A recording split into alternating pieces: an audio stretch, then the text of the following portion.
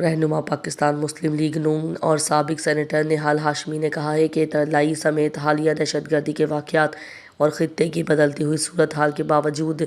پاکستان داخلی امن، استحکام اور قومی مفادات کے تحفظ کے لیے پرعزم ہے۔ یہ بات انہوں نے قائد عوامی یونیورسٹی نواب شاہ میں لیپ ٹاپ تقسیم تقریب کے بعد دنڈوادم میں مسلم لیگ نون کے مقامی رہنما نعمان نارائن کی جانب سے دیے گئے استقبالیہ کے موقع پر میڈیا سے گفتگو کرتے ہوئے کہی۔ تقریب میں سوشل میڈیا ہیڈ سندھ خرم عباس بھٹی، زہیب خان، محمد سلیم آرائیں، حنیفہ خانم اور دیگر مقامی رہنما موجود تھے۔ نہال ہاشمی نے کہا کہ کچھ قوتیں خطے میں کشیدگی پیدا کرنا چاہتی ہیں، تاہم پاکستانی عوام اور ریاستی اداروں نے ہمیشہ صبر اور ذمہ داری کا مظاہرہ کیا ہے۔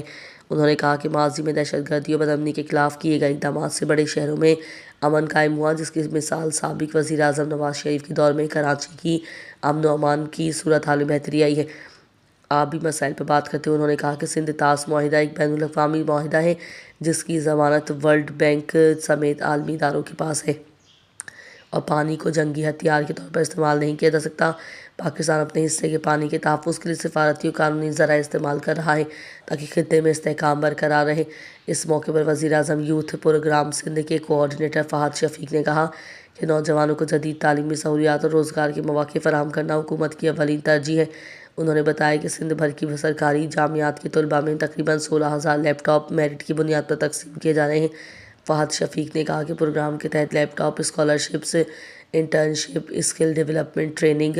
اور نوجوانوں کے لیے قرضہ اسکیم سمیت تمام سہولیات شفاف اور میرٹ کی بنیاد پر فراہم کی جا رہی ہیں۔ نوجوان سرکاری پورٹل پر رجسٹریشن کر کے مختلف پروگراموں سے فائدہ حاصل کر سکتے ہیں، جبکہ اسکل ڈیولپمنٹ پروگرام کے تحت سینکڑوں شعبوں میں تکنیکی تربیت دی جا رہی ہے تاکہ وہ ملکی اور بین الاقوامی سطح پر روزگار حاصل کر سکیں۔